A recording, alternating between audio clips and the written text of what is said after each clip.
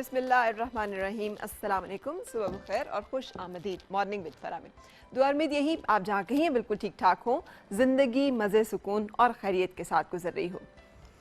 कुछ ऐसी चीज़ें ज़िंदगी में होती हैं जो बड़ी अटल होती हैं। सादगी, कनात पसंदी, ये तमाम वो खूबसूरत बातें हैं जो दुनिया का हर मज़हब प्रीच करता है। और हर मज़हब का जो भी पैगम्बर आए, जिन्होंने अल्लाह ताला का पैगाम हम तक पहुँचाया, उन्होंने ना सिर्फ इसकी तलकीन की बल्कि इख्तियार भी किया। आप सल्लल्लाहु अलैहि वसल्लम की ज़िंदगी जिस दर्जे सादा थी, हम उसे बहुत अच्छी तरह से जानते हैं कि एक दिन हज़रत उमर रज़ी अल्लाह तआला अन्हु आते हैं, देखते हैं कि वो आप सल्लल्लाहु अलैहि वसल्लम एक खजूर की चटाई पर आराम फरमा रहे हैं और इतनी सख्त है वो चटाई कि उससे जिस्म मुबारक पे निशान पड़ गए। तो आप दीदा हो गए देख के और कहा कि दोनों जहान जिसके कदमों में है और दोनों जहान की शहनशाही जिसके कदमों में है, वो इतनी सख्त और इतनी सादा ज़िंदगी और इतनी मुश्किल ज़िंदगी जब कोई कैसर व किसरा के जो लोग हैं वो राज करें, वो आराम करें। तो आपने जो जवाब दिया बड़ा खूबसूरत था कि तुम ये नहीं चाहते उमर कि वो दुनिया के मज़े लूटे और मैं आखिरत के।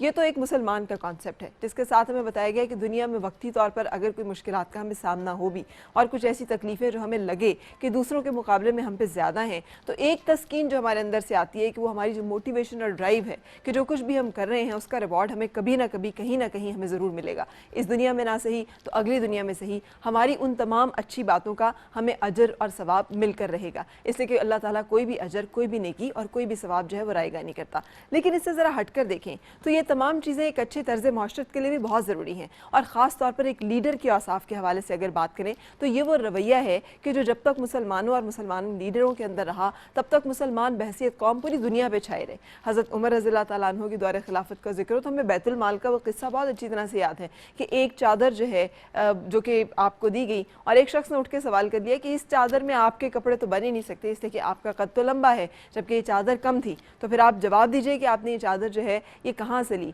तो हज़रत उमर रज़ी अल्लाह तआला अन्हु को एक्सप्लेन करना पड़ा कि दूसरी चादर उन्होंने अपने बेटे की जो कि बैतुल माल से उसके हिस्से में आई थी उसको लेकर अपना ये सूट मुकम्मल किया है। सो जब तक ये अकाउंटेबिलिटी का सिलसिला, सादगी का सिलसिला इसी तरह से रहा, चीज़ें बहुत खूबसूरत रहीं, बहुत मजबूत रहीं।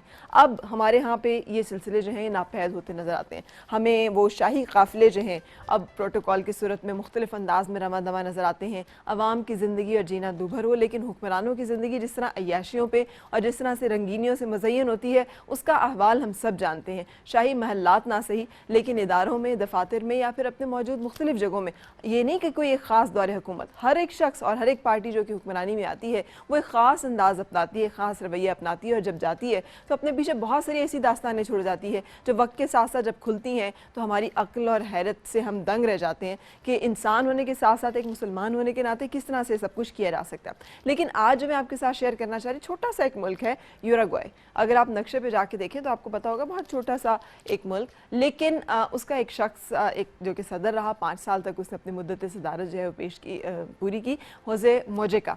ये एक ऐसे शख्स था कि जो पुरानी फॉक्सी में सफ़र किया करता था। पुरानी फॉक्सी यानी उसका मुल्क जो है तरक्की की मनाजिल तय कर रहा था, माशी तौर पर उसने मुल्क को इंतहाई मजबूत कर दिया। वो मुल्क जो है बहुत सारे जो कि कमज़ोर मुल्क था पहले, वो हमसायों के मुकाबले और हम पल्ला और बराबरी पे आ गया। लेकिन उसका सदर जो है वो पुरानी फॉक्सी में सफ़र करता है ख़ुद, और उसके साथ साथ ये कि यूटिलिटी बिल्स जमा कराने के लिए भी वो अपने सरकारी मुलाजमीन, अपने नायब कासिद, अपने दफ्तर में मौजूद और बहुत सारे सरकारी मुलाजमीन का फ़ायदा नहीं उठाता, बल्कि सुबह सुबह उठ के एक लंबी सी लाइन में खड़ा होता है अपने घर के करीब मौजूद बैंक में और वहाँ खड़े होकर यूटिलिटी के बिल्स अपने जो भी गैस के, बिजली के हैं वो जमा कराता है और बिल जमा कराता है। सबसे बड़ी बात ये, और फिर दूसरी बात ये कि उसका घर जो है वो कोई बहुत आलीशान महल नहीं है, दारुल हुकूमत में वाक़े सब शब रोज़ बल्कि कुमकुमों से जगमगाता हुआ एक ऐसा महल नहीं है जिसके अपने खर्चे जो हैं वो लाखों और करोड़ों तक पहुँचते हैं महीने के, जबकि गरीब आवाम जो है वो सिसक रही हो। बल्कि वो एक शहर से दूर मज़ाफ़ाती इलाके में, मज़ाफ़ाती अगर आप जानते हो गिरदोनवा, जैसे बिल्कुल हम दारुल हुकूमत से निकल जाएँ तो उसके आसपास बहुत सारे छोटे छोटे देहात हैं। इस तरह के एक देहात में एक मंजिला घर में वो रहता रहा और अपनी पूरी मुद्दत सदारत उसने उस एक मंजिला घर से दारुल हुकूमत तक का सफ़र अपनी पुरानी फॉक्सी में सफ़र करके तय किया और मुल्क को तरक्की के रास्ते पे गामजन किया। ये वो मिसालें हैं कि जो हमारी इस्लामी असलाफ और हमारे लीडर्स थे, या आप कह लें हमारे सहाबा थे या हमारे अमीरुल मोमिनीन थे, उनकी वस्फ़, उनकी खासियत और उनकी पहचान हुआ करती थी। और जब तक ये तमाम खासियतें मौजूद रहीं तब तक हम दुनिया पर हुक्मरान रहे। अब जब हमसे ये अच्छी आदतें और खसलतें जो हैं ये मुंतकिल हो गई, तो जिन अक़वाम में मुंतकिल हो गई वो हम पे हुक्मरान हो गए और हम अपने ही अच्छे दौर को देखने के बाद ग़ुलामी और फिर दर्जा बदर्जा ग़ुलामी में भी बहुत बदतरीन दर्जे तक धकेलते अपने आप को चले गए। सो बहुत सारी ऐसी चीज़ें और रवैये होते हैं जो अपने अंदर पैदा करने की ज़रूरत होती है, और उसके लिए ज़रूरी नहीं कि हम ऊपर देखना शुरू करें। बहुत अच्छा है कि असर जो है वो ऊपर से नीचे की तरफ आए और ये तमाम जो औसाफ़ हुक्मरानी है ये एक अच्छे हुक्मरान में पाए जाएँ, लेकिन अगर हम अपनी ज़िंदगियों में भी इन चीज़ों को प्रैक्टिस करना शुरू कर दें और अच्छा समझना शुरू कर दें, अगर कोई शख्स हमें करता नजर आए तो हम उसे अप्रिशिएट करना शुरू कर दें और उसको तारीफ़ और काबिल तारीफ़ समझना शुरू कर दें, काबिल इज़्ज़त और एहतराम ना सिर्फ समझें बल्कि उसको वो ड्यू रिस्पेक्ट देना भी शुरू कर दें, तो फिर ज़िंदगी में हम अच्छाई के साथ खड़ा होना शुरू हो जाएंगे। और जिस दिन ये होना शुरू हो गया उस दिन अच्छाई अपनी तादाद में इतना बढ़ती चली जाएगी कि बुराई सिमटते सिमटते इसका वजूद खुद ब खुद ख़त्म हो जाएगा, जो कि मेरी दुआ भी है और ख्वाहिश भी कि हम अपने पाकिस्तान को बहुत रोशन, ताकतवर और मजबूत देखें। अब से ठीक 2 दिन के बाद यौम दिफ़ाए पाकिस्तान है और दिफ़ाए पाकिस्तान का अब तकाज़ा ये है कि हम सब अपने अपने तौर पर इस मुल्क के लिए वो सब कुछ ज़रूर करें जो हर एक शख्स के लिए करना ज़रूरी है, इससे कि ये मुल्क किसी एक इदारे का, किसी एक शख्स का या किसी एक फ़र्द का नहीं है, बल्कि यह जमात का या ग्रोह का नहीं है, हम सब का है। सो इसमें हिस्सा हम सबको डालना होगा ताकि ये एक इसका दिफा और ये अपने तौर पे मजबूत, ताकतवर और खुशहाल हो। आज का जो शो है उसमें आपकी मुलाकात एक ऐसे मेहमान से कराऊंगी पहले हिस्से में जिनके बारे में कहा जा सकता है ज़रूरत ईजाद की माँ है। इनको ज़रूरत थी कि ये अच्छी ट्रांसपोर्टेशन इनके पास हो, लेकिन इतने रिसोर्सेज नहीं थे, तो उन्होंने उसका हल ये निकाला कि रक्षा, जो कि फटफटी के नाम से अमूमन हम जानते हैं, उसको उन्होंने कन्वर्ट करवाया है एक गाड़ी में, और रक्षा गाड़ी, इसको रक्षा कार कह सकते हैं, रक्षा गाड़ी कह सकते हैं, और उसको कन्वर्ट करा के उसको अब वो चलाते हैं और उस पर दफ्तर भी आते जाते हैं और अपनी ज़िंदगी के बाकी काम जो है वो करते हैं। और बहुत मामूली रकम है, तकरीबन 1.5-2 लाख में इनकी ये गाड़ी जो है ये तैयार हो गई है। सो आज उनसे मिलेंगे क्योंकि मुझे अच्छी लगी ये बात कि उन्होंने किस तरह से अपनी एक ज़रूरत के मुताबिक चीज़ों को अपने लिए मोल्ड करने की कोशिश की। और उसके बाद आपकी मुलाकात कराऊंगी अपने एक ऐसे मेहमान से जो अगेन सियासत से उनका ताल्लुक दोनों तरह से, इसलिए कि पहले वो अमली सियासत में रहे और अब वो सियासी प्रोग्राम्स में हमें नजर आते हैं। सो हमारी मुलाकात होगी फवाद चौधरी साहब से जो आजकल एनालिस्ट और एंकर हैं और उससे पहले मुख्तलिफ सियासी जमातों के साथ वाबस्तगी रह चुकी है। गपशप और मुलाकात शो का हिस्सा होगी, साथ रहिएगा। मैं ब्रेक के लिए रुकने जा रही हूँ और उसके बाद फिर आपसे मुलाकात।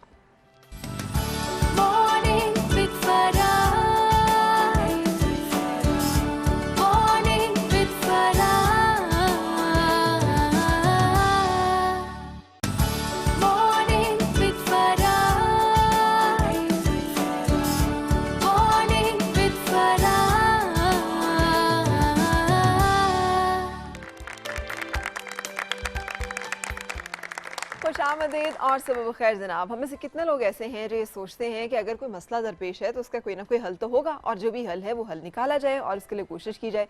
अमूमन इतने सोल्यूशन ओरिएंटेड हम होते नहीं हैं। घबरा कर नाकामियों पर या फिर परेशानियों पर दिल छोड़ देना, हौसला हार देना, ये हमारे यहाँ एक रिवायत सी है। हम सब इस पर बड़ी दिल जमई के साथ अमल करते हैं कि कोई बात नहीं, जो जैसे है बस उसी के साथ गुजारा कर लो। इनोवेटिव और आउट ऑफ बॉक्स सोचना बड़े कमाल की बात होती है और ये तमाम क्रेडिट जाता है मेरे आज के मेहमान को। किसने सोचा था कि रक्षा जो है वो एक कार गाड़ी भी बन सकता है, एक पूरा आसाइश किस्म की फैमिली कार जिसमें कि आप ना सिर्फ खुद सफ़र कर सकते हैं बल्कि सिर्फ 1.5 लाख रुपए और इससे थोड़ा सा ऊपर जो पैसे खर्च करके आप एक अपनी सवारी के मालिक बन सकते हैं, जिसमें आप पूरी फैमिली के साथ बड़ी सहूलत के साथ सफ़र कर सकते हैं। सो क्रेडिट जाता है मेरे आज के मेहमान को जिन्होंने ना सिर्फ ये सोचा बल्कि अपनी इस सोच को अमली जामा भी पहनाया। मेरे साथ हैं हुमैर तनवीर। अस्सलाम वालेकुम। कैसे हैं हुमैर साहब? बिल्कुल फर्स्ट क्लास। देखिए मैं कितना खुश हो रही हूँ आपकी इस पे। तो आपको ये आइडिया कहाँ से और कैसे आया था? खुद ही सोचा, काफ़ी देर सोचता रहा, एकदम से नहीं आइडिया आया।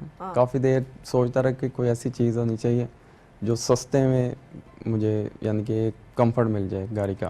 सही गाड़ी भी थी पर क्यों, मतलब आपने क्यों नहीं सोचा कि चलो इतने में तो मोटरसाइकिल ही आता है, मोटरसाइकिल ही ले लो, फिर पैसे जमा करते रहो, हाँ फिर गाड़ी लेंगे। मोटरसाइकिल तो थी, गाड़ी भी थी, पर वो गाड़ी हम रूटीन में चला नहीं सकते, जितनी सैलरी है अफोर्ड नहीं हो सकती। अच्छा। उसके एक्सपेंस फ्यूल के और ये वो, इस वजह से ये एक कंफर्ट ज़्यादा अच्छी थी। अच्छा। सस्ते में फ्यूल कंजम्पशन वाइज और डेली यूज़ वाइज। तो ये आपको किसी ने मशवरा दिया, खुद ही से ख्याल आया? खुद ही से ख्याल आया। क्या कर रहे थे आप जब ये ख्याल आया था? कुछ भी नहीं, बस किस जा रहा नहीं, था। वो मोमेंट जिसमें एक वक्त होता है जिसमें ख्याल आता है अचानक आदमी को, ओ ये भी हो सकता है। ऑफिस जा रहा था। ऑफिस जा रहे थे? हाँ, रोड पर थे? रोड पे थे। अच्छा, फिर? तो अचानक थोड़ा सा लगा कि अगर बाइक से गिरा ना तो वो चोट लगनी है। तो कोई सेफ चीज़ होनी चाहिए कि वो बाइक की कॉस्ट की मुझे आ जाए, जिससे मुझे यानी कि सेफ्टी हो जाए मेरी, चोट तो ना लगे मुझे। चोट ना लगे। सही, तो साथ से ही रिक्शा गुजरा तो साथ से रिक्शा गुजरा तो आपने कहा मिल गया मुझे हल है। मशमीदस ने जैसे एकदम से नहा रहा था और से पानी की उछाल का वो कानून जो है वो उसको समझ में आया, उसे समझ नहीं आ रहा था कि कैसे वो चीज़ों को वजन करेगा उनके हुजम के मुताबिक, तो उसे वो अचानक से समझ में आ गया। अच्छा, अपने बारे में बताइए कि आप का ताल्लुक कहाँ से है और क्या आपके हालात हैं, कितने घर के अफराद हैं? मेरा ताल्लुक लाहौर से है। ठीक है, लाहौर अंदरून लाहौर से? हाँ जी, अंदरून लाहौर से। पहले अंदरून लाहौर रहते, अब हम इकबालटन शिफ्ट हो गए हैं। सही। इसके अलावा हम 7 बहन भाई हैं। अच्छा, माशाल्लाह। मदर फादर हैं, सिस्टर मेरी बड़ी 3 सिस्टर मैरिड हैं। इसके अलावा बड़ा भाई है, छोटा भाई है। इसके अलावा MBA किया हुआ मैंने, अकाउंट्स की। हाँ अच्छा, जी, अकाउंट्स की जॉब करता हूँ, एक निजी फर्म है वहाँ पे। ठीक ठीक। तो मतलब और कितनी तनख्वाह और कितना उसमें खर्च अखराजात बैलेंस होते हैं? हाँ, बैलेंस अब तो काफ़ी अच्छे बैलेंस हो जाते हैं। अच्छा, अब रक्षा के बाद से? हाँ जी, रक्षा। तो ये रक्षा कार की बरकत है? हाँ जी। मतलब क्या इससे फ़र्क पड़ा? इससे फ़र्क ये पड़ा कि मैं एक गाड़ी का कंफर्ट अपनी सैलरी में रहते हुए पूरा कर रहा हूँ इससे। बाइक कॉस्ट इसकी बाइक की है, अपनी सैलरी से मैं इजीली इसका एक्सपेंस बियर कर सकता हूँ। खर्चा कितना आया इसके ऊपर, ये जो सारा कुछ आपने करवाया है? इसका टोटल 2 लाख में मुझे ये टोटल कितना? 2 लाख। 2 लाख में ये सारा कुछ कर करा के? हाँ जी, सब ये अंदर पोशेट, सोफे, हाँ जी, सब कुछ ओवरऑल सब करा के। वेरी गुड, ज़बरदस्त, क्या आइडिया है आपका। अच्छा जी, हम ब्रेक के लिए रुक जाएंगे और ब्रेक के बाद जब वापस आएंगे तो फिर मज़ीद गुफ्तगू जो है हुमैर साहब के साथ।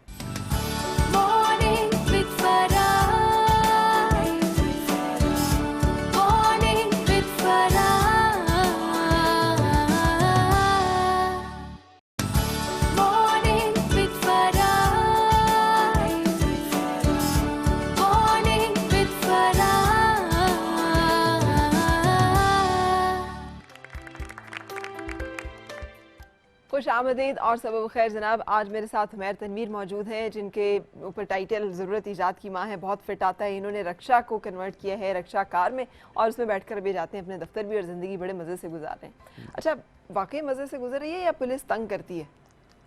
तंग नहीं करती, बस 5-10 रुपए में छोड़ जाती। तो अगर 5-10 रुपए आपको हर सिग्नल पे देने पड़े? नहीं, हर सिग्नल में नहीं, क्योंकि मैं आउट ऑफ सिटी तरह जाता हूँ। अच्छा। एक टूल भी क्रॉस करना पड़ता है लाहौर शेखुपुरा का। तो वहाँ आउट ऑफ सिटी क्यों जाते हैं, काम के लिए कि घर शहर से बाहर है? घर लाहौर में है, ऑफिस ज़रा वो रोड पे लाहौर शेखुपुरा हाईवे है ना, उधर है, क्योंकि मेन इंडस्ट्री उधर ही है। ठीक। तो वहाँ एक निजी फैक्ट्री है, वहाँ मैं अकाउंटेंट हूँ। ठीक है, तो फिर आप वहाँ से जब जाते हैं तो हर रोज़ आपसे 10 रुपये? हर रोज़ नहीं, कभी कभार, कभी उनका मूड हो तो रोके, पहले तो पूछती हैं ये क्या चीज़ है भाई। हाँ।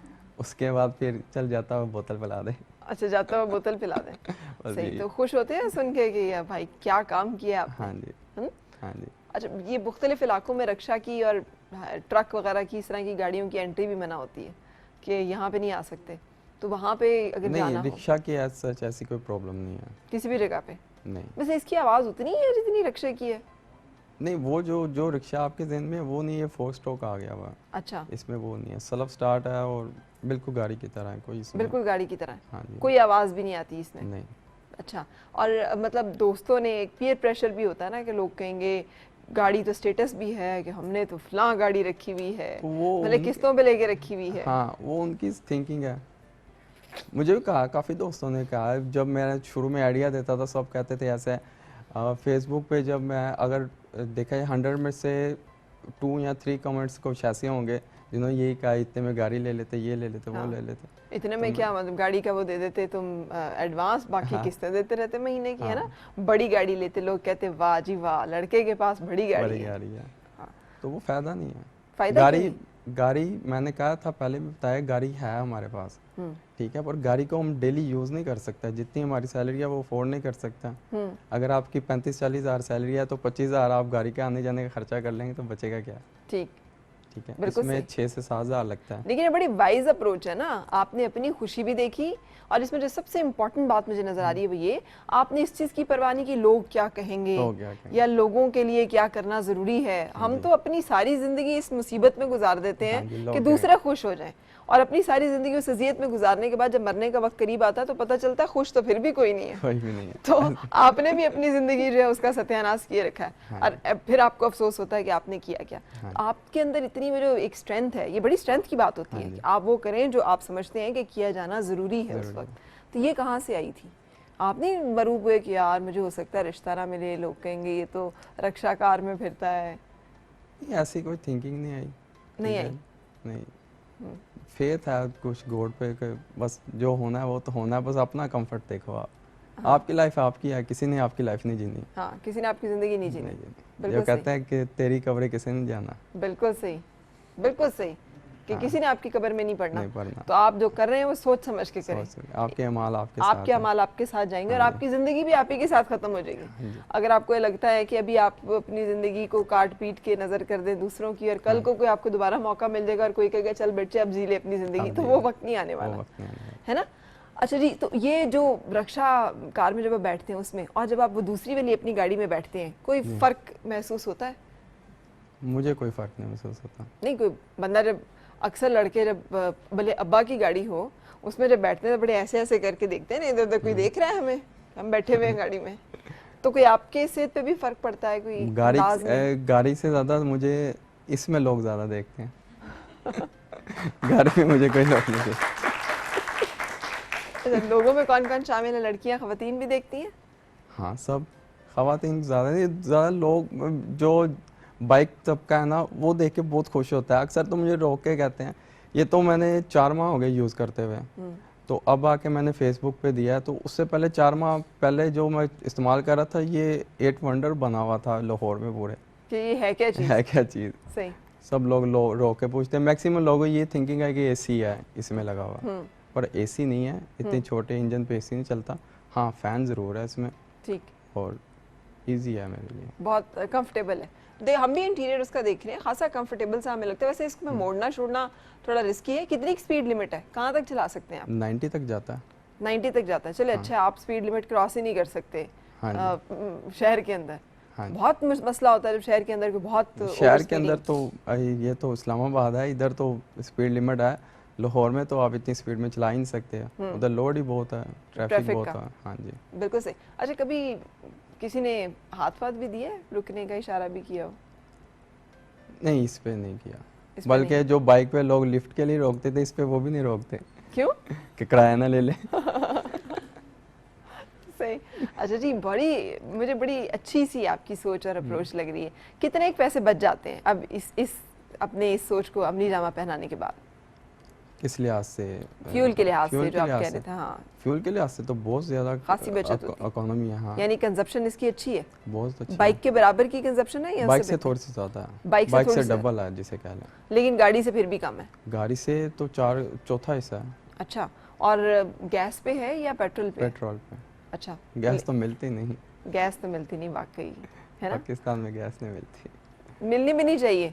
जब अंधाधुंध गैस के पंप लगा रहे थे तब नहीं पता था इन्हें कि गैस के ज़खायर कितने हैं। हाँ जी, तब एम परमिट दे दे कि हम पंप्स लगाते हैं, है ना? तो हाँ। गैस तो इतनी है जितनी कि हमारे पास है, और ज़खायर तो हमने डिस्कवर ही नहीं किए, उनको तो हमने निकाला ही नहीं। करना भी नहीं ना, वो, हाँ, करना भी नहीं है। वो करना भी नहीं है। अब करना आप जैसा कोई बंदा है जो आउट ऑफ बॉक्स सोचे हाँ जी। कि कैसे मैंने 2 लाख रुपए में गाड़ी का मजा लेना है, तो फिर ही कोई हल निकलेगा फिर ही कोई ना। हल निकलेगा। अच्छा, मुझे ये बताइएगा कि मतलब कितना अच्छा आइडिया आपका, यानी 2 लाख रुपए में इसका मतलब है हमारे मुल्क के हर बंदे के पास गाड़ी हो सकती है। हाँ जी, हो सकती है। अच्छा, इस पे अगर आपको पता चले कि पाबंदी लगा दी है और हम कह रहे हैं ना जी अब ये नहीं चला सकते आप रोड के ऊपर, फिर क्या करेंगे?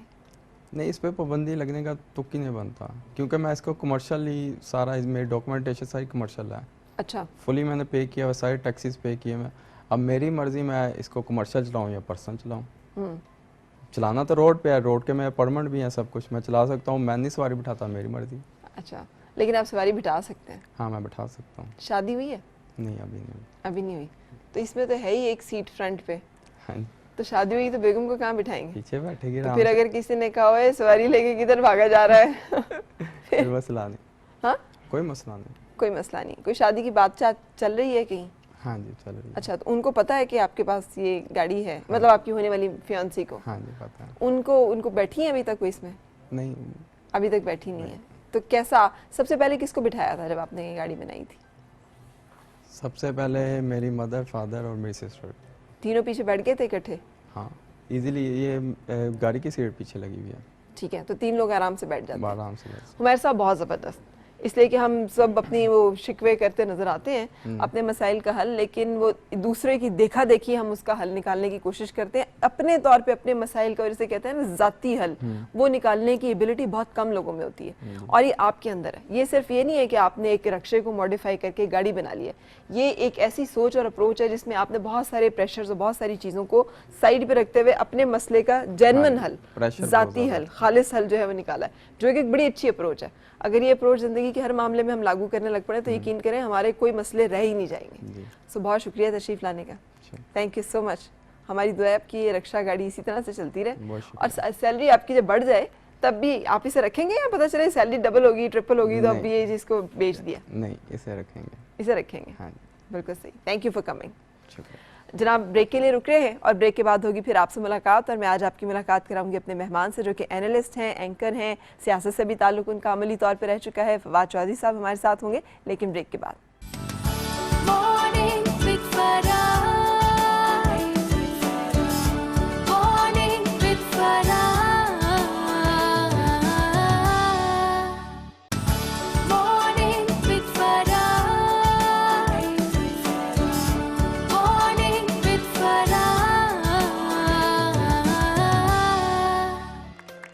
खुश आमदीद और सब खैर जनाब, आपकी मुलाकात कराऊंगी अपने मेहमान से, जिनको रात के वक्त देखने की हमें इतनी आदत हो गई है कि सुबह के वक्त नजर आए तो टाइम चेक करना पड़ता है कि कहीं रात ही का कोई शो तो नहीं चल रहा है। बहुत सारे तबसरे, बहुत सारे तज्जिए और बहुत सारी ऐसी बातें जो कि जिसे कहते हैं अंदर की खबरें, वो अक्सर आप इनसे सुन रहे होते हैं, और उस पर तबसरे भी बेलाग किस्म के सुन रहे होते हैं। ख़ुद भी सियासत से ताल्लुक़ रह चुका है, बल्कि है अभी भी सियासत के साथ जुड़े हुए हैं, और उसके साथ साथ कानून के साथ ताल्लुक़ है, बैरिस्टर इन लॉ।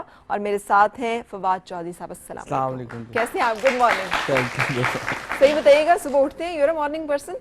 नहीं, बिल्कुल। मुझे अगर खुद उठना पड़े तो कभी दिल नहीं करता, लेकिन उठना पड़ता है, अदालतों में जाने के लिए उठना पड़ता है। सही। लेकिन आपने सही कहा, टेलीविजन पे तो सुबह सुबह आना अजीब ही लगा। टेलीविजन में मुश्किल ही है। हम तो रात को ही रात का। अच्छा, लेकिन अगर रात के वक्त आपके पूरे रिफ्लेक्सेस बेदार होते हैं तो फिर सुबह कोर्ट रूम में क्या, मतलब कैसे मैनेज भी तो कैसे कर लेते हैं? हाँ। बस ये हो ही जाता है मैनेज, बस आदत हो जाती है अगर आप करना चाहें तो। और सोने का मुझे इशू नहीं है, मैं जो है वो चेयर पे भी सो लेता हूँ। अच्छा। और गाड़ी के अंदर ट्रैवल में लोगों को बड़ा मसला होता है, जहाज़ में तो लोग कहीं सो ही नहीं सकते। मेरे तो बड़ा ज़बरदस्त है, मैं तो जहाज़ के अंदर एंटर होता हूँ तो सोता हूँ। अक्सर ये होता है कि साथ में कई लोग, जो अब होता ही है कि लोग जो है ना वो सुनना चाह रहे होते हैं, सुनाना अपनी चाह रहे होते हैं, लेकिन वो चाहते हैं कि ज़रा चले शुरू हो जाए बात तो फिर आगे करें। उसकी वजह से मुझे थोड़ा हो जाता है, वरना मुझे तो इशू नहीं है। बिल्कुल सही। अच्छा, तो कैसे इस सारे सिलसिले का आगाज़ हुआ? कभी सोचा था कि आप सियासत में अमली तौर पर आएंगे, फिर उसके बाद आप सियासत पर तबसरे और तज्जिए करते हुए नजर आएंगे?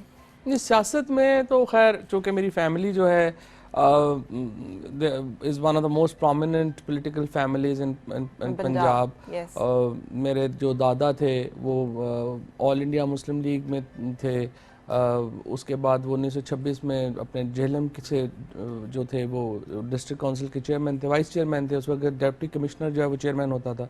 फिर जो मेरे ताया थे चौधरी अल्ताफ साहब, वो डिफरेंट असम्बलीज में रहे, फिर गवर्नर रहे पंजाब के। तो सियासत तो इतना कोई कह लें कि अजनबी प्रोफेशन नहीं था। यहाँ आना अलबत्ता इत्तफाक था। एक्सप्रेस पे वो प्रोग्राम कर रहे थे डॉक्टर मोहित पीरजादा साहब और बाबर सतार।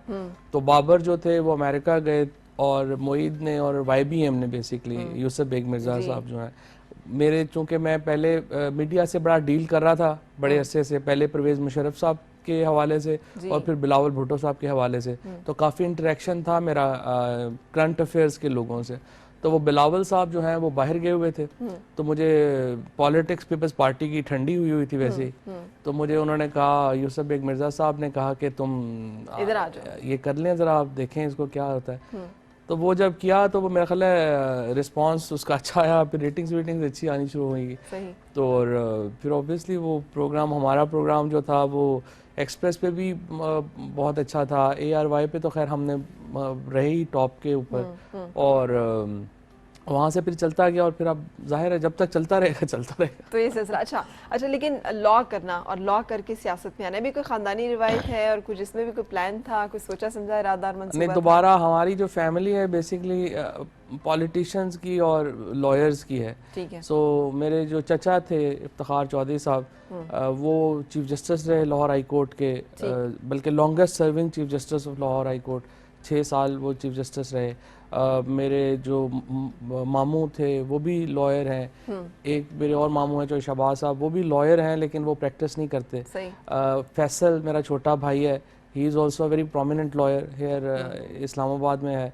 तो लॉ में तो बहुत हमारी फैमिली या वकीलों की है या सियासतदानों की है। तो आपने दोनों तरह से खानदानी रिवायत पे पूरी तरह अमल किया?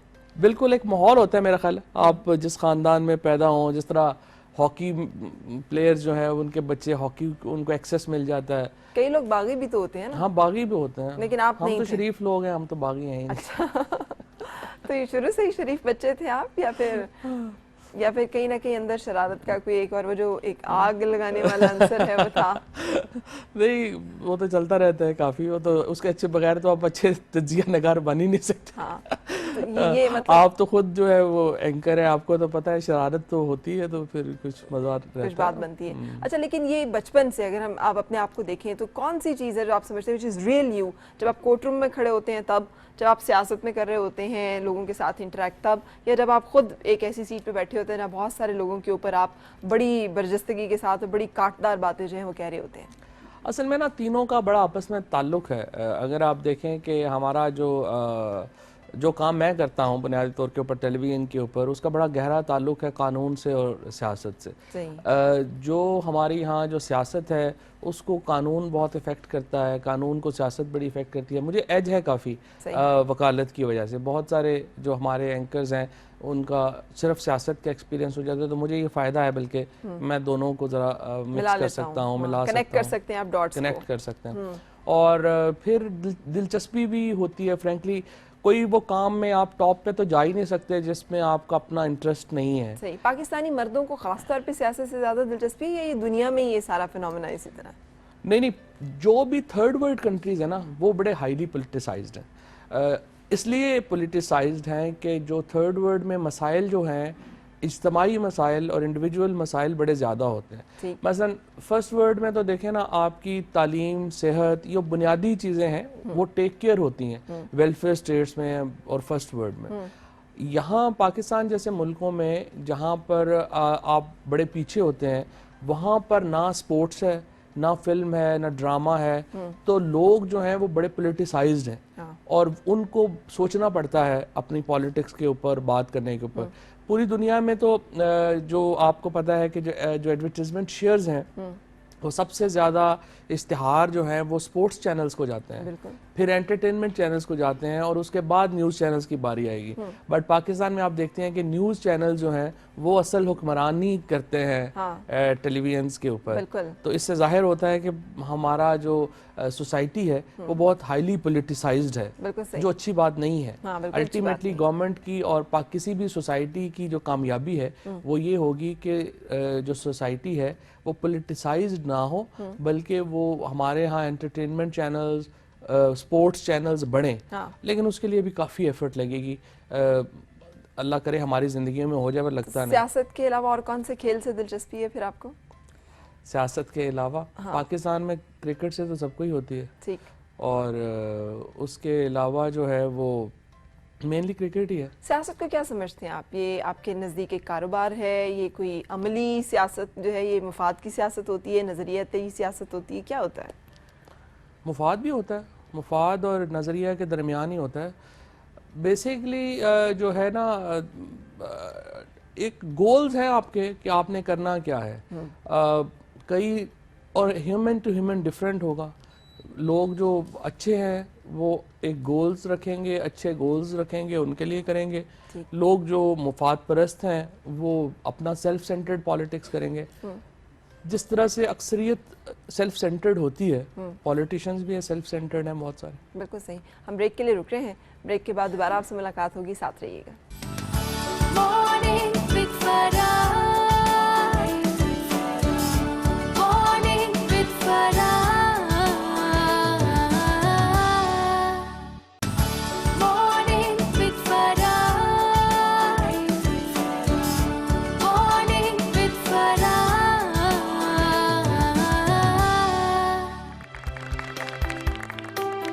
और सब बखैर जनाब। आज हम मिल रहे हैं फवाद चौधरी साहब से और उनसे गपशप और मुलाकात आप देख रहे हैं।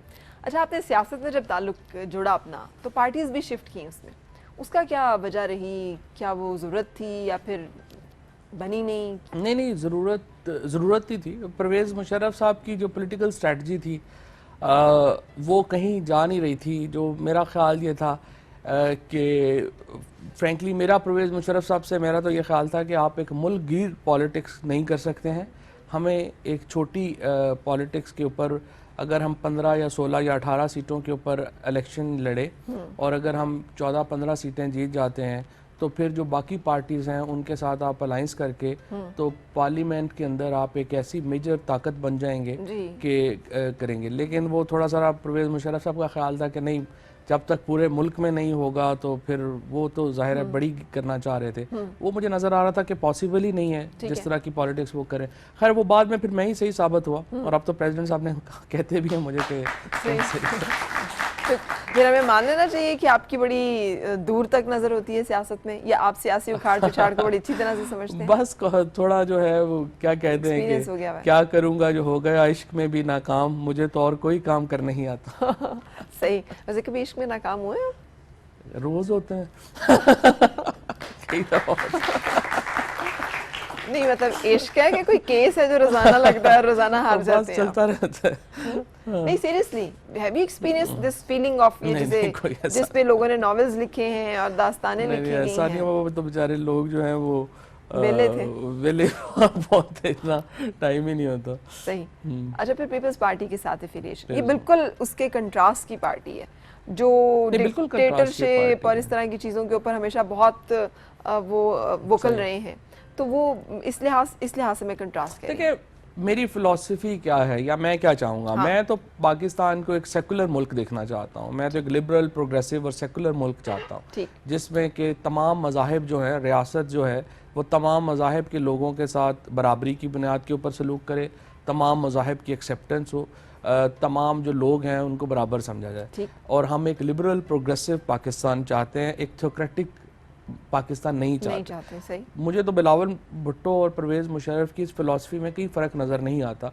दोनों जो हैं, दो आपस के पॉलिटिकल डिफरेंसेस हैं, वो उनको समझते हैं कि उन्होंने बेनज़ीर भुट्टो को दूर रखा सियासत से, जो रखा उन्होंने जाहिर है, लेकिन ये कह लें कि ये मोडस ऑपरेंडी में इनके फ़र्क है, इनके तरीक़ाकार में फ़र्क है। लेकिन बाकी तो पीपल्स पार्टी, ये जो लोग हैं सारे, परवेज़ मुशर्रफ हैं या पीपल्स पार्टी है और इसी तरह ANP है, कुछ हद तक MQM भी आप डाल लें, ये तो लिबरल प्रोग्रेसिव पार्टीज़ हैं। पाकिस्तान में कोई बड़ी स्ट्रिक्ट उस तरह की डिवीजन तो है नहीं। आप देखें, इमरान खान PTI और PMLN दोनों राइट विंग की पार्टीज़ हैं, थोड़ी बिल्कुल राइट विंग की तो नहीं है लेकिन थोड़ा सा उनका टिल्ट जो है वो राइट की तरफ है। ये 3-4 जो लोग, हमारे पास लेफ्ट का विंग बिल्कुल ही खाली हो गया हुआ है। बहुत ही बुरी बात हुई है। पीपल्स पार्टी का जो डाउनफॉल है उसका बहुत बुरा। देखें, एक पार्टी थी जो औरतों के लिए खड़ी होती है, जो मिनॉरिटीज़ के लिए खड़ी होती थी, मजदूरों के लिए, गरीबों के लिए खड़ी होती थी,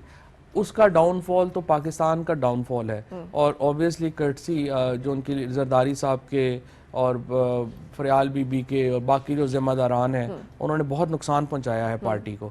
और अगर बिलावल भुट्टो इसको खड़ा करना भी चाहें, उनको बहुत वक्त दरकार होगा। लेकिन पाकिस्तान का इंटरेस्ट यही है कि पीपल्स पार्टी खड़ी हो। देखें ना, एक छोटे सूबे की लीडरशिप के साथ एक मुल्क गिर पार्टी है, उसको इस तरह से नीचे नहीं जाना चाहिए, but unfortunately it has gone down. बिल्कुल सही। देखते हैं अब इसको किस तरह से वो करते हैं। हाँ, आपको लगता है रिवाइव कर जाएंगे बिलावल? आपको उनमें इतना पॉलिटिकल विजन और देखिए, पर्सनली मैं तो, चूंकि मेरा बिलावल साहब से बहुत ताल्लुक रहा है, आप तो उनके स्पोक्सपर्सन रहे हैं। जी बिल्कुल, बहुत कम लोग जो है उनका उस तरह का एक्सेस है रहा बिलावल साहब के साथ जिस तरह का मेरा रहा है। और मेरा काफ़ी पॉलिटिशियंस के साथ एक्सेस रहता है, बहुत लोगों को मैं जानता हूँ। प्राइम मिनिस्टर साहब नवाज शरीफ साहब को मैं नहीं जानता, उन तक मेरा एक्सेस नहीं है, और मरियम बीबी को मैं नहीं जानता, लेकिन इसके अलावा जो तमाम ही पॉलिटिशियंस हैं इंक्लूडिंग हमजा सलमान, जो PMLN के बड़े सब लोगों से मेरा काफ़ी क्लोज एक्सेस है। ठीक है। लेकिन बिलावल भुट्टो को जेन्युइनली मैं समझता हूँ कि अगरचे उनके बारे में ओपिनियन लोगों की ये है कि वो सिर्फ बेनज़ीर भुट्टो का बेटा होने की वजह से इम्पोर्टेंट है या कुछ नहीं है, लेकिन genuinely he is way ahead of all of rest of his lot. अच्छा, he will be prime minister of Pakistan. आप पॉलिटिकल एलीट में अगर कंपेयर कर रहे हैं, वो जो किनहुड जो एक हमारी चल रही है सारी, आप समझते हैं खानदानी सियासत जो है वो चलनी चाहिए? आप तो खुद बता रहे कि खानदान सियासत में तो चले सब, लेकिन खानदानी सियासत और जब आप बात करते हैं लिबरल प्रोग्रेसिव पाकिस्तान की, तो उसमें फिर कैसे इस चीज़ को फिट इन करते हैं? देखिए ना, ख़ानदानी सियासत में एक मसला जो आप कह लें कि बहुत सारे लोग टेलीविज़न पे बैठ के समझते हैं कि नहीं होनी चाहिए और नए लोगों को आना चाहिए, नए लोग आते भी हैं फ्रेंकली, लेकिन असल जो पॉलिटिक्स का, जो कॉन्स्टिट्यूंसी पॉलिटिक्स का एक हिस्सा है, उसमें आपके जो वोट है जो मिलता है वो मिलता है बाकी पार्टीज़ वगैरह के को छोड़ के आपके ज़ाती ताल्लुक़ की बुनियाद। बिल्कुल, आज भी बरादरी की बुनियाद पर, बरादरी की बुनियाद पर, ज़ाती ताल्लुक़ की बुनियाद पर आप लोगों के गम में खुशी में कितने शरीक होते हैं, आपका लोगों तक एक्सेस कितना है। जी।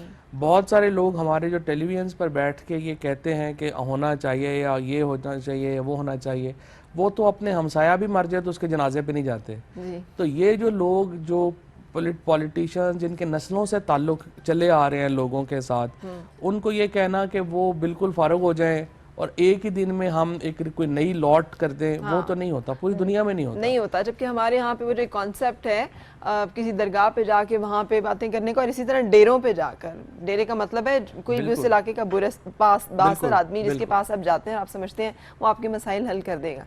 देखिए अब तो है। दूसरी तरफ जो है पॉलिटिकल पार्टीज की, आप जिस तरह अगर बात करें, स्ट्रक्चर्स की बात करें, पॉलिटिकल पार्टीज का भी कोई स्ट्रक्चर तो है नहीं। अच्छा, लेकिन ये जो आप अभी बात कर रहे थे, ये आप देहाती इलाकों तक तो सही थी, अब जब अर्बनाइजेशन बहुत ज़्यादा हो रही है और मिडिल क्लास एकदम से बहुत बढ़ रही है तादाद में, पूरी दुनिया में ये जो मिडिल क्लास एक्सटेंशन फिनोमेना है ये बहुत इफेक्ट कर रहा है, आपके ख्याल में ये नहीं पाकिस्तान को इफेक्ट करेगा? जबकि पढ़े लिखे नौजवान शहरी ज़्यादा, स्पेशली इमरान खान ने और तरीके इंसाफ की जो पॉलिटिक्स है, इमरान खान ने काफ़ी बड़ा डंट डाला था, लेकिन ओवरऑल अगर अभी तक आप मसलन आप कराची में देखें कि उर्दू स्पीकिंग जो कम्युनिटी है वो तो वोट महाजर की बुनियाद पे दे रही है। हाँ। वो कोई इस बुनियाद पे तो नहीं दे रही कि कोई वो बड़े कोई पढ़े लिखे लोग हैं या बेहतर लोग हैं या कुछ लोग हैं, उन्होंने तो वोट नहीं दिया इस पर, तो एथनिसिटी वहाँ पे है।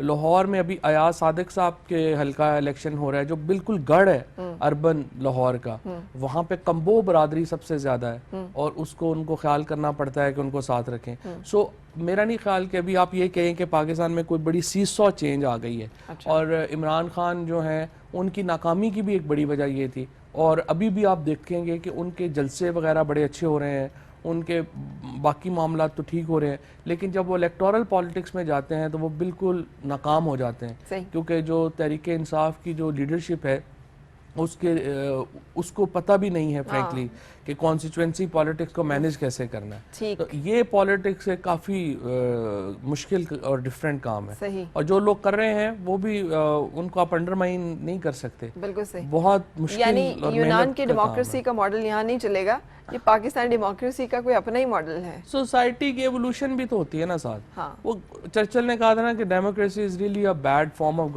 Governance but unfortunately we don't have any better. आप किसको ले? इसका जमहूरियत का जो सबसे बड़ा एज है ना वो ये है कि जो फैसले होते हैं वो अक्सरियत कर रही होती है और अक्सरियत के फैसलों को मनवाना आसान होता है। बिल्कुल सही। तो जमहूरियत का ये जो एक बैक में कह लें कि जो पंच है वो इसमें है, बिल्कुल सही, उसकी इम्प्लीमेंटेशन हो सकती है। अरेंज मैरिज की तरह होता है जिसमें कामयाबी के चांसेस ज्यादा होते हैं, ज्यादा लोग हिस्सेदार होते हैं उसकी कामयाबी में। ज्यादा लोग हिस्सेदार। आपकी शादी अरेंज या लव मैरिज से? तो आपने जिंदगी में कोई अरेंज भी लव भी आप कह लें, बिकॉज वो फर्स्ट कजन है तो मैरिज। अच्छा, उस तरह से। अच्छा, इसी तरह से आप अभी जो गुफ्तगू कर रहे थे उसमें मुझे अंदाजा आ रहा था कितनी स्विफ्टली आप शिफ्ट कर जाते हैं सियासत के ऊपर कंफर्टेबली, तो आपका कंफर्ट जोन है बहुत ज्यादा उस तरफ। बिल्कुल। उसके अलावा जिंदगी में कुछ और बचता है वक्त कोई तफरी, एंटरटेनमेंट, स्पोर्ट्स, कोई दिलचस्पी? देखिए आजकल तो मैं गेम ऑफ थ्रोन्स देख रहा हूँ तो एक तरफ आप मरो और मर जाओ की सियासत की बात कर रहे होते हैं, तो खेल भी उसी तरह का। बिल्कुल वो कर रहे हैं। और दूसरा जो है, नहीं काफ़ी अच्छी, मतलब हमारी एक सोशल गैदरिंग्स बड़ी अच्छी हैं। हमारे लाहौर में तो आपको पता है रोज़ाना ही कहीं ना कहीं होता है। मतलब मुझे तो ये होता है कि मेरे तो आई मस्ट से कि अबाउट 14 खाने बाहर होते हैं, 7 लंच और 7 डिनर। सही। किस तरह के खाने पसंद करते हैं? फज्जे के पाए शाये, या फिर देसी कढ़ाइयाँ, या विलायती खाने? वैसे मैं दुनिया में तो मेरी काफ़ी मैं फिरा हूँ। I have been around like 65-66 cities of the world around. But मुझे लगता है कि हमारा जो देसी खाने हैं वो वाकई ही बहुत ज़बरदस्त है। और इनकी जो उनकी लज्जत का जवाब नहीं है। वैसे भी अपनी माँ का खाना और अपनी वो माँ धरती जो है, उसका रंग जो है वो हमेशा से हमें हर रंगों से ज़्यादा प्यारा लगता है। बिल्कुल। अभी आपने एक लाइन बोली थी, आप लिबरल प्रोग्रेसिव पाकिस्तान के हामी, ये बड़ी ख़तरनाक लाइन है आजकल की तालिबानाइजेशन के दौर में कहना। तो कभी इसकी आपको कोई आफ्टर इफेक्ट्स, काफ़ी मुसीबतें नहीं है। पहले तो ये था कि फ्रैंकली अब तो शुक्र करते हैं ज़ाती से तौर के ऊपर भी कि ये राहील शरीफ साहब आए हैं, तो कुछ मामला जो है वो पाकिस्तान में बेहतर हुआ है और हम एक कह लें कि थोड़ी स्टेबिलिटी आई है। वरना जो दरमियान का दौर था वो तो बहुत ही मुश्किल दौर था। रोज़ आपको थ्रेट्स आ रहे हैं, बात आपने की है, बात से रहा भी नहीं जाता, आप क्या करें बात कर दें, फिर उसके ऊपर मुसीबत आ जाती है, फिर फतवे आ जाते हैं। तो और क्या आप समझते हैं वाकई ये पाकिस्तान सहाफ़ियों के लिए एक मुश्किल तरीन मुल्कों में से एक है? बहुत मुश्किल है, यहाँ तो बात करना इतना मुश्किल है। छोटी छोटी बातों के ऊपर इतना बड़ा इशू बन सकता है। मसलन मैं अभी देख रहा था, आपने देखा कि वो मावरा हुसैन जो है, वो मावरा हुसैन लिखती हैं, आई डोंट नो, हुसैन जो है, मावरा हुसैन जो है, उन्होंने जो बात की थी कोई ख़ास बात नहीं थी। उसने कहा ये फैंटम मूवी जो है उसको बैन ना करो या करो। बट मुझे पता चला, मैं उनको एक प्रोग्राम में अपने में इनवाइट करना चाह रहा था, तो पता चला कि she is left for Australia after fearing the threats। I mean बिल्कुल कोई बात ही नहीं थी जिसके ऊपर कोई उनको इस तरह से किया जाता। एक पॉइंट ऑफ व्यू है, आप उससे डिसएग्री करें, एग्री करें, बट लेट्स मूव फॉरवर्ड। काफ़ी मसाइल हैं और आप जाहिर है पाकिस्तान ने पिछले 5 सालों में दुनिया में जिन ममालिक में सबसे ज़्यादा सहाफ़ियों की किलिंग हुई है, पाकिस्तान उनमें शामिल है। तो सही है, यहाँ पे बात करना सबसे ज़्यादा खुशहाल तबका भी तो सहाफ़ी है ना पाकिस्तान में आजकल, एक तरह से कहा जा सकता है। टॉप पे जो होते हैं प्रॉस्पेरस कम्युनिटी नहीं, जो हमारे मेजॉरिटी है वो तो उसको तो पेज भी नहीं मिल रही है, उनकी पेज बड़ी कम है। अब स्पेशली प्रिंट मीडिया जो कॉन्स्टिट्यूट करता है मेजर पोर्शन ऑफ सहाफ़ी, उनमें तो बहुत ही बुरा हाल है। और यहाँ पर भी टॉप के जो एंकर्स हैं उनको देख के आप उसका हिसाब ना लगाएं, मेजॉरिटी का हाल इतना अच्छा नहीं है। अलबत्ता ये ज़रूर है कि इससे एक बहुत बड़ा कह लें कि नौकरियों की कम से कम मिली हैं, मंडी कम से कम एक ये again credit goes to a so called dictator Parvez Musharraf, जिसने ये कर दिया सारा काम। तो ये है अलबत्ता, लेकिन ये है कि एक अभी इसमें काफ़ी और तब्दीलियाँ आएंगी। सही। हम आपसे अब जब ब्रेक के बाद आएंगे जानना चाहेंगे कि टॉप एंकर जो कि बहुत हाईली पेड होते हैं, या फिर एक अच्छे कामयाब सहाफ़ी होने के लिए, तर्जिया निगार होने के लिए आपके ख्याल में क्या चीज़ें और क्राइटेरियाज आपकी नज़र में होते हैं जिसकी वजह से आप गेज करते हैं। लेकिन पहले ब्रेक के लिए रुक रहे हैं और फिर आपसे मुलाकात।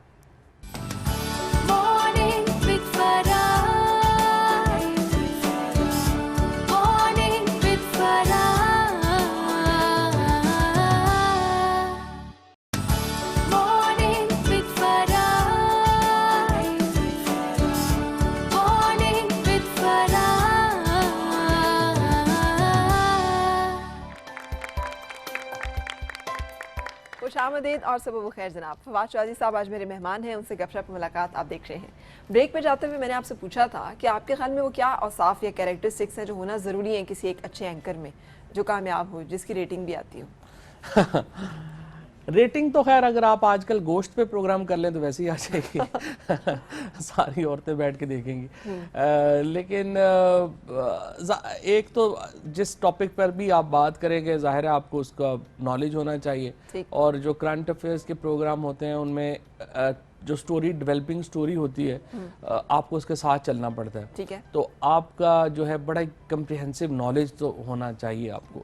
और इसीलिए जो लोग आते हैं, आपने देखा है कि जो एंकर्स, जो बड़े एंकर्स हैं, चाहे कामरान खान साहब हैं या बाकी लोग हैं, उन्होंने दो ही तरीके हैं कि या तो वो सालों से इस शोबे में हैं और वो फॉलो कर रहे हैं पॉलिटिक्स। कामरान खान साहब वगैरह तो आप देखें कितने अरसे से, नजम सेठी साहब हैं जिस तरह से, ये लोग तो इनकी तो उम्र गुजर गई है। कुछ जैसे मुझे एक कैच है कि बहुत अरसे से देख रहा हूँ मैं, 90s ऑनवर्ड तो मेरे सामने हुई हैं बहुत चीज़ें और मैं witness to so many things. फिर पार्ट भी है, फिर है कि जो नए लोग हैं, जैसे शाहजेब खानजादा है, शाहजेब इज़ आई थिंक उससे मेहनती बंदा कोई नहीं है, बहुत मेहनत करता है। और या तो फिर आप बहुत मेहनत करें या फिर आप जो है बहुत आपका वक्त हुआ हो। कोई नेचुरली ब्लेस्ड भी कोई इसमें होता है कि यू आर नेचुरली ब्लेस्ड कि आप इन चीज़ों को इस तरह से कर लें? नहीं, जो वो तो उसके बगैर तो कुछ है ही नहीं ना। बेसिक तो एक कह लें कुदरती एक तो होता ही है, आप उसको बढ़ाते हैं आगे। ठीक है। लेकिन मेहनत जो है ना वो बेसिकली कहते हैं कि जो आपकी है ना नेचुरल टैलेंट, ये कुछ है नहीं खास चीज़, it's not really important. Important is कि आप उस पर इतना हार्ड वर्क करें। मसलन अगर मेरे में लेट्स से नेचुरल टैलेंट है, बात मैं कर सकता हूँ या बोल सकता हूँ, लेकिन अगर मैंने 5-6 अखबारें रोज़ाना नहीं पढ़ी हुई तो मैं क्या बोलूँगा? बिल्कुल सही। मैं अपना मसला आपको बता सकता हूँ कि मुझे तो मैं कम से कम जो है वो मैं 5 अखबार तो रोज़ पढ़ता हूँ। और अखबार पढ़ने का मतलब है उसके कौन सा सफ़ा सबसे ज़्यादा ध्यान से पढ़ते हैं? उसमें फिर नोट कर लेते हैं कि कौन कौन सा जो है वो करना है। ये मुझे होता ही है कि 3-4 पाकिस्तान के अखबार और मैं एक इंडियन हिंदुस्तान टाइम्स पढ़ता हूँ और न्यूयॉर्क टाइम्स पढ़ता हूँ। तो ये 5-6 अखबार तो पढ़ते ही हैं। ठीक। फिर बुक्स जो होती हैं वो भी आपको अगर आपको पढ़ने का शौक़ नहीं है और आपका, तो फिर बिल्कुल टॉप पे जाना फिर शायद मेरा ख्याल में थोड़ा मुश्किल हो जाए। लेकिन अभी जैसे आपने मावरा हुसैन का वो जिक्र किया, इसका मतलब है शोबिस की खबरें भी पढ़ते हैं आप? मावरा हुसैन की खबरें तो वैसे पढ़ी हैं शोबिस की खबरें देख लेते हैं। शोबिस की खबरें भी आप जब अखबार पढ़ रहे हो तो फिर ये तो ज़ाहिर है। नहीं, अक्सर लोग बहुत वो समझते हैं ना, वो एक बड़ा ये भी इन अपने आप को पोर्ट्रे करना है कि उनका दुनिया की और किसी चीज़ से कोई ताल्लुक नहीं है, वो एक बड़े एक खुश्क बेरंग किस्म की जिंदगी जीते हैं। हम अल्लाह ना करे खुश्क और बेरंग को हमारी तो अच्छी रंगीन जिंदगी है, अच्छी जिंदगी है। मतलब जिंदगी में क्या, बंदा इंसान एक दफ़ा ही आती है। हाँ, तो उसे खुल के जीना चाहिए। खुल के जीना चाहिए, बिल्कुल सही। अच्छा, फर्ज किया आप इन तीनों जिन शोबों में हैं इनसे ना जुड़े होते तो क्या होते? अगर आप सियासतदान भी ना होते, अगर आपने लॉ तो और शोबे कर ली, लेकिन फर्ज किया ये तीनों ऑप्शन जिंदगी में ना होती तो इन केस फिर आप क्या कर रहे होते? मतलब कौन सी ऐसी चीज़ है जो अभी तक हिडन है, वो कौन सा टैलेंट है जो अभी तक हमारे सामने नहीं आया? देखें, अभी जो है वो मुझे लगता है कि अभी जो मेरी ख्वाहिश है, अभी मैं एक किताब लिखना चाहता हूँ और उस पर थोड़ा सा काम मैंने शुरू किया है। जो पोस्ट ज़ियाउल हक जो पाकिस्तान की पॉलिटिक्स है उसको लेके मैं किताब लिखना चाहता हूँ, the rise of Sharifs and the rise of Khan, Imran Khan and decline of peoples party है परवेज। तो ये है टॉपिक। एक तो मैं किताब जो है वो लिखना चाहता हूँ, अब देखते हैं अल्लाह करे अगर हो जाए। और शायद फिर दूसरा मुझे फिर टीचिंग पसंद है, अगर शायद मुझे वो भी मौका मिलता। पढ़ाता रहा हूँ मैं, आइन पढ़ाता रहा हूँ लाहौर में कायद आज़म लॉ कॉलेज में, लेकिन ये है कि उसको फुल फ्लैज उस तरह से नहीं मैं कर सका। अच्छा, आइन पढ़ने वाले लोगों से एक बड़ी शिकायत है, वो सब लोग इसे हमेशा एक पॉइंट ऑफ व्यू से पढ़ते हैं, इसे तोड़ना कहाँ से है ना? They are the expert. हर हुकूमत के पास एक ऐसा शख्स जरूर मौजूद होता है जो उन्हें बता सके कि आइन में लिकुनास कहाँ हैं और उनसे फ़ायदा कैसे उठाना है। ये हर अच्छा वकील यही करेगा ना, कानून से फ़ायदा उठाने बताएगा ना क्या करेगा। सही, जाहिर है। सही। अच्छा, तो आपने क्या ज़्यादा मेहनत करनी पड़ती है आपको कोर्ट रूम में अपना केस लड़ने के लिए? कोई शाम को शो आपने करना है उसकी तैयारी में, या फिर उसके अलावा सियासत में जब आप थे तो उसमें जोड़ थोड़ जो चल रहा होता है उसको समझने में और उसको सेटल करने में? नहीं, सियासत बड़ा मुश्किल काम है। जो हमारी कॉन्स्टिट्यूंसी पॉलिटिक्स है फ्रेंकली बड़ा मुश्किल और बड़ा टाइम कंज्यूमिंग काम है। उसमें फिजिकल एफर्ट ज़्यादा है, मेंटल एफर्ट तो नहीं है, फिजिकल एफर्ट बड़ी ज़्यादा है। वो आप कई दफ़ा कॉप नहीं कर सकते फ्रेंकली, अगर आप नहीं हैं उस तरह से। आप जाएं शादियों पे, ब्याहों पे, उन दुख दर्द में शरीक होना मुश्किल हो जाता है कई दफ़ा।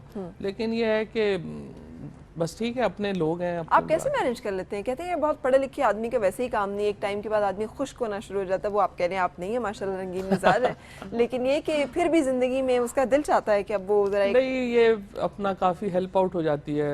मेरे जो भाई हैं फरुख वहाँ पे हैं जेलम में, फिर फैसल है जो छोटा भाई, वो काफ़ी उसमें कर देता है। जो शहबाज साहब हैं जो फैमिली का बेसिकली आप कह लें उसमें बेसिक तो वो मिल बांट के काम हो जाता है। फॉक है, इतने सारे जब ऑप्शंस हों और कोई एक ज़्यादा, जैसे अब आप टेलीविजन पे ज़्यादा आ रहे हैं, तो क्या बंदा किसी एक को मुंतखब कर लेता है कि अच्छा ये आज के बाद मेरा फोटे रहेगा और बाकी चीज़ों को मैं छोड़ सकता हूँ, नज़रअंदाज कर सकता हूँ? देखिए आप भी इसमें हैं शो बिज़नेस में। शो बिज़नेस तो खैर हम नहीं कह सकते, हम तो एक थोड़ी सी मुख्तलिफ फील्ड है, लेकिन ये है कि टेलीविजन वाला काम मुस्तकिल तो नहीं हो सकता। इसमें तो जब तक आप चल रहे हैं, जब बैठ जाएंगे। सो असल जो प्रोफेशन है ये तो मेरा नहीं है, प्रोफेशन तो मेरा वकालत ही है, और मुझे पसंद भी बहुत है वकालत जो है, मुझे पसंद भी बहुत है। लेकिन अभी आजकल तो फुल टाइम इसलिए है कि देखिए मेरा जो हमारा चैनल 92 के ऊपर जो मेरा शो है वो मंडे टू थर्सडे है, 5 दिन जो होता है, और फिर 5 दिन आपको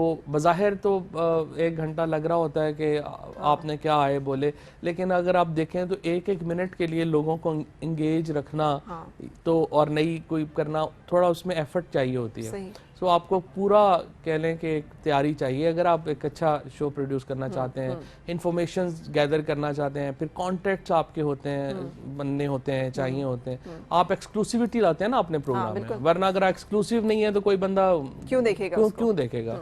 तो जी मेरा क्वेश्चन था आपसे कि आपने जैसे बताया कि आप मुशर्रफ और बिलावल दोनों के बहुत करीब रहे हैं, तो आप बता सकते हैं कि लीडरशिप के हवाले से वो बेटर थे? कौन बेहतर है? हाँ जी, क्योंकि जो बिलावल हैं वो एक यंग हैं और जो दूसरे वो आर्मी चीफ रह चुके हैं, तो इन दोनों में से बेटर आप दोनों का मुकाबला कैसे करते हैं जी, परवेज मुशर्रफ साहब का और बिलावल? देखिए फ्रैंकली अब जो मेरा जो कह लें कि दोनों के बारे में जो खुश फहमी है दोनों के बारे में कि दोनों बिल्कुल लिबरल लोग हैं, प्रोग्रेसिव लोग हैं, और बिलावल भुट्टो को तो खैर अभी क़यादत का मौका नहीं मिला, परवेज़ मुशर्रफ साहब को तो मिला है, और परवेज़ मुशर्रफ साहब ने बहुत सारे काम ऐसे किए हैं जो बहुत ज़बरदस्त थे, बहुत सारे काम ऐसे किए हैं जो शायद उससे बेहतर कर सकते थे।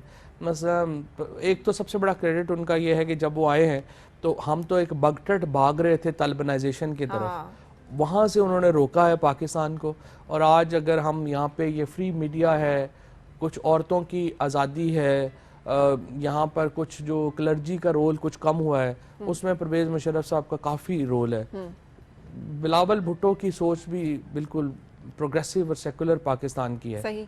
आप देखते हैं उनको जब मौका मिलता है वो कैसा करते हैं। अच्छा, मैं इसको एक दूसरी तरह से एक छोटा सा सवाल करते हुए आपसे ब्रेक की तरफ जाना चाहूँगी। आपके ख्याल में पाकिस्तान को यंग लीडरशिप की ज़रूरत है या सीजन मैच्योर पॉलिटिशियन जो है, आपके ख्याल में उनकी ज़रूरत है इस वक्त? बिल्कुल हमें इस वक्त ज़रूरत है यंग लोगों की। इसमें तो जो सबसे पाकिस्तान का अलमिया ही ये है कि पाकिस्तान को रूल कर रहे हैं आसिफ जरदारी, नवाज शरीफ और अल्ताफ़ हुसैन साहब, जो 85 की लीडरशिप है। पाकिस्तान 2015 में है और ये सारी लीडरशिप जो है ये 85 की है। सो पाकिस्तान के लिए बहुत इंपॉर्टेंट है कि वो नेक्स्ट जनरेशन में मूव करे, और अनफॉर्चुनेटली ये तीनों जो लोग हैं वो पार्टीज़ को इस तरह अपने क्लचेस में लिए हुए हैं कि लीडरशिप आगे मूव नहीं हो पा रही। सो पाकिस्तान 2015 में खड़ा है, लीडरशिप 85, 88, 90 में खड़ी है। ये एक डायलेमा है पाकिस्तान का, और जब तक एक नेक्स्ट जनरेशन मूव नहीं होगी, मैं तो कहता हूँ अपने बच्चों को ही दे दें, लेकिन कम अज कम एक जनरेशनल चेंज जो है वो आएगी। लेकिन देता कोई नहीं, लेना ही पड़ता है। अब देखते हैं आगे क्या चलता है। और लेने के तरीके हमारे यहाँ पे कुछ अच्छे नहीं रहे, बादशाहों वाले तरीके हैं। अब देखें क्या करते हैं बिलावल भुट्टो और सलमान शहबाज और मरियम नवाज, ये जो नेक्स्ट जनरेशन है हमारी पॉलिटिशियन, ये सब कैसे चलेगा? आप पॉलिटिक्स में हैं, लॉयर भी हैं, तो आप ये सब कुछ कैसे मैनेज कर लेते हैं? सब कुछ कैसे मैनेज होता है जिंदगी में? सब कुछ इस तरह मैनेज होता है कि आप जो मैनेज करना चाहते हैं वो मैनेज हो जाता है, लिहाजा आप, मेरा ख्याल है इन सब के दरमियान पिसती तो फैमिली होगी। बिल्कुल बिल्कुल आपकी बात, क्योंकि आप तो एंजॉय कर रहे हो, टाइम का बड़ा प्रॉब्लम हो जाता है। टाइम इसमें बस टाइम ही का मेन इशू है। सही, आपके पास टाइम नहीं होता। तो कह सकते हैं हम कि एक कामयाब शख्स के पीछे एक खातून का हाथ होता है। बिल्कुल बिल्कुल होता है। जब तक फैमिली कोऑपरेट ना करे तो फिर जाहिर है कि मुश्किलात बढ़ जाती हैं, बहुत मुश्किलात बढ़ जाती हैं। ब्रेक के लिए रुकने के बाद फिर आपसे मुलाकात।